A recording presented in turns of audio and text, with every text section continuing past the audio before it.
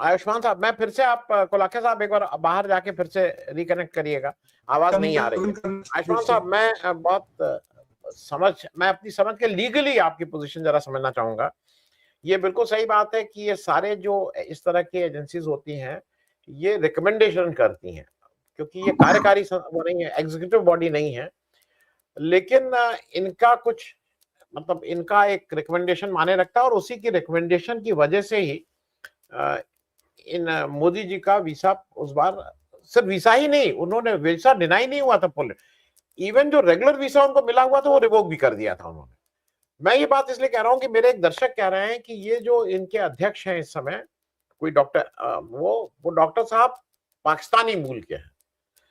तो क्या पाकिस्तानी मूल की वजह से हम इस बात को माने कि उनके साथ ये सब हो रहा है, या हम ये माने कि जो आरएसएस काम कर रहा है उसमें एक कहीं ना कहीं इस देश में भी सब लोगों को ये है, और इस तरह की बहुत से ऑर्गेनाइजेशन इस देश में हैं जो जैसा विभूति राय साहब ने कहा, राहुल देव जी ने कहा कि जो ह्यूमन राइट्स कमीशन के लोग बहुत से हैं, बहुत से लोग जा रहे हैं, बहुत सी रिपोर्ट भेजी जा रही हैं, इंटरनेशनली हो रही हैं, हमारे यहाँ रिपोर्टर्स की बात हो रही है बार बार। इस रिकमेंडेशन की कोई अहमियत है, या इसको हमें सुनना ही नहीं चाहिए? ठीक है, इस तरह के बहुत से लोग हैं, पाकिस्तानी हैं, वो उनके प्रेसिडेंट साहब, तो वो तो ऐसा कहेंगे ही कहेंगे। वो अलग बात है कि ट्रम्प के सबसे बड़े दोस्त इस समय जनरल असीम मुनीर हैं, उनको जब मौका पड़ रहा है तो यूएस और ईरान के बीच में मध्यस्थता के लिए उनको पाकिस्तानी याद आ रहा है, इंडिया नहीं याद आ रहा है। लेकिन क्या हमको इस कान से सुन के उस कान से निकाल दें, या ये एक ऐसी चीज है जिसपे भारत एज अ नेशन को हमें भी कुछ सोचने की जरूरत है? आयुष्मान जी। देखिए, दोनों चीजें हैं। मैं तो कहूंगा इसको, इनके रिकमेंडेशंस को मानना, सुनना चाहिए, मानना चाहिए वो गवर्नमेंट ऑफ यूएस को, और इससे फर्क नहीं पड़ना चाहिए हमें। देखिए, ये जो है यूएस CIRF, ये बनाया गया, इट्स एक्चुअली टेक्निकली इसको मानना चाहिए, एक स्टैट्यूटरी बॉडी मानना चाहिए, बिकॉज ये बनाया गया था 1988 में, लाया गया था, international freedom of religion act बना था यूएस में। अब ये इंटरेस्टिंग चीज यहाँ पे आती है, मतलब मुझे ये बात सबसे फनी लगती है। 1988 में बना था, 1970s और 80s में यूएस का पूरा ट्रैक रिकॉर्ड देखना चाहिए निक्सन के बाद से, कि उन्होंने इंटरनेशनली रिलीजियंस को किस तरह से ट्रीट किया था। तो यूएस का अपना, they don't have a feet to stand on. दुनिया की पुलिसिंग करने चलते हैं, अपने नीचे इनका कोई खड़े होने का बिल्कुल आधार नहीं है। ऑल्दो इनका कॉन्स्टिट्यूशन का फर्स्ट अमेंडमेंट जो है वो ही सब इस्टेब्लिश करता है फ्रीडम ऑफ रिलीजन, बट जिस तरह से सेकेंड वर्ल्ड वॉर के बाद यूएस ने पूरी दुनिया में रिलीजन, मतलब बेसिकली ये जो इस्लामोफोबिया की बात आती है, चाहे आप 1980s की बात ले लें, अफगानिस्तान की बात ले लें, या 2001 के बाद जो जॉर्ज डब्ल्यू बुश ने पूरी दुनिया में कोहराम मचाया, आप हर तरीके से देखें तो यूएस गवर्नमेंट का कोई आधार नहीं बनता है किसी को समझाने का फ्रीडम ऑफ रिलीजन। लेकिन क्योंकि ये इनका एक्ट के अंडर बना हुआ बॉडी है, और bipartisan body, bipartisan मतलब इसमें डेमोक्रेट्स का भी है और रिपब्लिकन्स का भी है, तो इनको सुनना चाहिए कि ये क्या कहा जा रहा है। अब मेरा मानना है यहाँ पे, आपने बिल्कुल ठीक कहा कि मोदी जी का नॉट ओनली वीजा डिनाई किया गया था डिप्लोमेटिक, बट जो सिंपल वीजा था उसको भी रिवोक किया गया था। मैं ये मान के चलता हूं कि 2013 में, ये मेरा मानना है, 2013 में जब यूएस गवर्नमेंट ने ये दिखाना, और ओबामा साहब की गवर्नमेंट थी, तो उस वक्त उन्होंने जो झंडी हिलानी शुरू की थी कि नहीं नहीं ये एक्सेप्टेबल कैंडिडेट है, उसी के कारण Modi ji prime minister candidate establish हुए इंडिया में। ये मेरा मानना है। मैं बिल्कुल, कोई कहता है कि आप गलत कह रहे हैं, मैं मानने को तैयार, लेकिन ये मेरा ओपिनियन है कि ये यूएस ने झंडी दिखाई थी कि इनको बनाइए। अब उसके पीछे क्या कारण थे, क्यों झंडी दिखाई गई थी, ये कहीं ना कहीं इसका इन्वेस्टिगेशन होना चाहिए कि ओबामा साहब की सेकेंड प्रेसिडेंसी में ऐसा क्या हुआ था, कहां से फंडिंग आई थी कि अचानक मोदी जी को झंडी दिखाई गई थी, ठीक है, उसमें जाना चाहिए।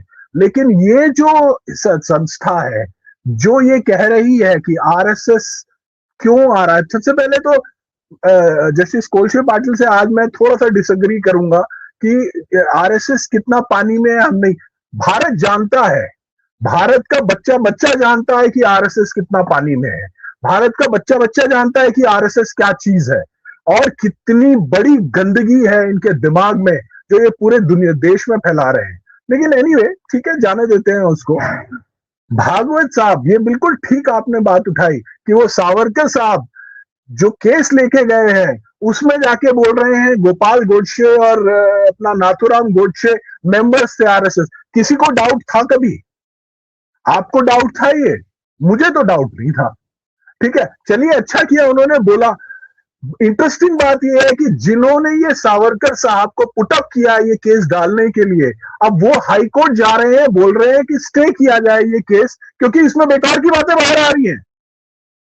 मतलब जब धोती खुलनी शुरू हुई तो बेकार की बातें बाहर आने लगी। तो आपने ये शुरुआत क्यों की? आरएसएस जो कर रहा है, आरएसएस जिस बेसिस पे जिन लोगों को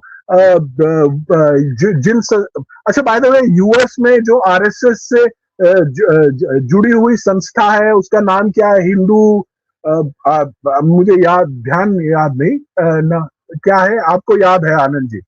हिंदू सेवक संघ, हिंदू स्वयंसेवक संघ। हाँ, स्वयं सेवक संघ, वो वहां पे रजिस्टर्ड है, संस्था है। वहां उनकी प्रॉब्लम यह है कि वो इंटरनेशनल एजेंट अपने को नहीं डिक्लेयर करना चाहते हैं। तो ये जो होने वाला है, जिसके लिए ये जाया जा रहा है माधव, ये अपने भागवत साहब का, वो सारा का सारा कहानी ये है कि हमारा कितना पावरफुल लॉबी, ये सिर्फ यही दिखा रहे हैं। देखिए, जो यूएस एक बड़े लेवल पे दुनिया में करता है, यूएस किसी आदमी को टेररिस्ट डिक्लेयर की बदी करके रखता है और उनको व्हाइट हाउस में बुला के उनका सम्मान भी करता है। वो सीरिया के जो अब प्रेसिडेंट या प्राइम मिनिस्टर हैं। तो कमाल का देश यूएस है और कमाल की संस्था आरएसएस है। जो संस्था है उसके मेंबर्स का पता नहीं है। जैसे कोलखान साहब ने बड़ा अच्छा बोला कि भागवत साहब ये दिखाएं पहले कि वो मेंबर है इस संस्था के, वो डिक्लेयर करके बोले कि वो जाके, चलिए मान लिया आरएसएस को रिप्रेजेंट कर रहे हैं, ये दिखाए कौन सी अथॉरिटी में रिप्रेजेंट कर रहे हैं, कौन सा उनको अथॉरिटी लेटर मिल रहा है यहां से, कौन आरएसएस का अथॉरिटी लेटर उनको दे रहा है। आज तक किसी से जाके पूछा जाए, मैं आपको बता रहा हूं, मैं घिरा हुआ हूं लोगों से जिनको मैं जानता हूं कि आरएसएस के वो से जुड़े हुए हैं, उनमें से किसी से भी पूछ लिया जाए कभी भी, सुबह शाम रात दिन, वो ये बोलेंगे हमें पता नहीं, हम तो जुड़े हुए नहीं है। तो मतलब इनका वो मतलब पूरा का पूरा डाउटफुल एरिया में रखना है ना। तो करने दीजिए इनको, ये भी करने दीजिए। और ये जो डॉक्टर मोहम्मद की बात कही है कि ये पाकिस्तानी है, सारे आज की तारीख में पाकिस्तान को तो मौका मिल रहा है, सारे लगे हुए हैं अपने दाने भुनने में, भुनने दीजिए, है ना। तो लेकिन हमें जिस स्थिति में, कोलशे पाटिल साहब ने बोला बहुत अच्छा कि जो स्वराज की बात होनी है, जो हमारे देश की पॉलिटिक्स की बात होनी है, वो बात ना करके ये इन चीजों पे जाके, मतलब ये आरएसएस को बिल्कुल इररेलेवेंट बना दिया जाना चाहिए। लोगों को कहना चाहिए कि we don't consider it any sort of entity at all.